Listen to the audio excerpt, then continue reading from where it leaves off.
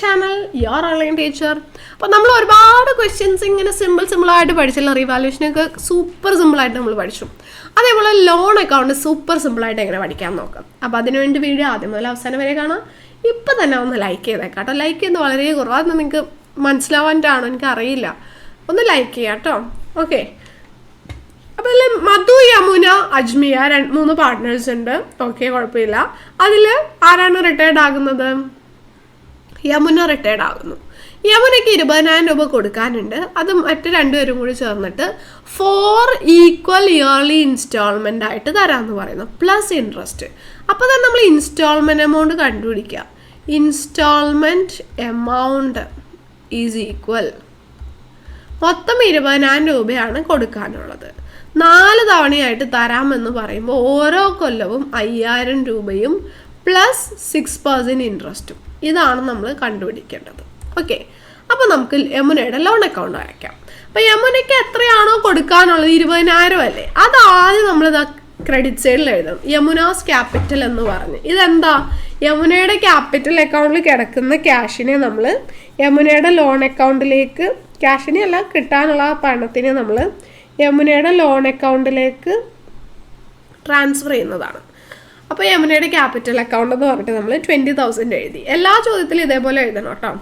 അതിനുശേഷം ആ കൊല്ലത്തെ ഇൻട്രസ്റ്റ് കാണാം. ഇൻട്രസ്റ്റ് കാണുന്നത് 20,000ൻ്റെ 6%. എത്ര വരും? 6 × 2 12, 1,200 വരും. അത് ഇൻട്രസ്റ്റ് എന്ന് പറഞ്ഞിട്ട് എഴുതി. ഓക്കെ, അത് ഇൻട്രസ്റ്റ് എന്ന് പറഞ്ഞിട്ട് എഴുതി. അതിനുശേഷം ആ കൊല്ലം ഒന്നുമില്ല, ഫസ്റ്റ് ഇയറിൽ തീർന്നു. ഫസ്റ്റ് ഇയർ നമ്മൾ ക്യാഷ് കൊടുക്കാൻ പോവാണ്. ക്യാഷ് എന്ന് എഴുതി. ക്യാഷ് എന്ന് പറയുമ്പോൾ എത്ര രൂപയാണ് കൊടുക്കുന്നത്? ഇൻസ്റ്റാൾമെൻറ്റ് എമൗണ്ട് 5,000-ഉം ഈ ഇൻട്രസ്റ്റ് 1,200 കൂടി ചേർത്തിട്ട് 6,200 രൂപയാണ് ആ കൊല്ലം കൊടുക്കേണ്ടത്. അങ്ങനെയാണ് ഈ 6,200 വന്നത്. നമ്മൾ എന്നിട്ട് ബാലൻസ് ചെയ്യുന്നു. 21,200, അതിൽ നിന്ന് 6,200 കുറച്ച് 15,000 കിട്ടി. അത് അടുത്ത കൊല്ലം ബ്രോ ഡൗൺ ചെയ്ത് എഴുതി. ഇനി ആ രണ്ടാമത്തെ കൊല്ലം എന്താ നടക്കുന്നത്? വേറെ ഒന്നുമില്ല, രണ്ടാമത്തെ കൊല്ലത്തെ ഇൻട്രസ്റ്റ് കാണണം. സോ രണ്ടാമത്തെ കൊല്ലത്തെ ഇൻട്രസ്റ്റ് ആ ബ്രോ ഡൗൺ എമൗണ്ടിൽ വേണം നമ്മൾ കാണാൻ വേണ്ടിയിട്ട്. നമ്മുടെ ബ്രോ ഡൗൺ എമൗണ്ട് എത്രയാണ്? 15,000 അല്ലേ. സോ 15,000ൻ്റെ 6%, 15,000 × 6% എന്ന് പറയുമ്പോൾ 900 റുപ്പീസ് വരും. 900 ആണ് ഇൻട്രസ്റ്റ്. അത് രണ്ടാമത്തെ ഇൻട്രസ്റ്റ് ആയിട്ട് എഴുതി. ദെൻ ആ കൊല്ലം ഒന്നുമില്ല, നമ്മൾ ക്യാഷ് കൊടുക്കാൻ പോകുന്നു. ക്യാഷ് കൊടുക്കുമ്പോൾ 5,000 രൂപയും ഈ 900 കൂടി ചേർത്തിട്ട് 5,900. ഓക്കെ, 5,000 ഇൻട്രസ്റ്റും. ദെൻ ആ കൊല്ലം വേറൊന്നുമില്ല, ബാലൻസ് ചെയ്യുന്നു. 15,900ൽ നിന്ന് 5,900 കുറയ്ക്കുമ്പോൾ 10,000 കിട്ടി. അത് ബാലൻസ് ബ്രോ ഡൗൺ ചെയ്തു. ഇനി മൂന്നാമത്തെ കൊല്ലം ഇൻട്രസ്റ്റ് കാണുന്നു. 10,000 ആണല്ലോ ബാലൻസ് ബ്രോ ഡൗൺ. അതിൻ്റെ 6%, അതായത് 600 റുപ്പീസ്. അതാണ് ഇൻട്രസ്റ്റ്. അത് എഴുതി.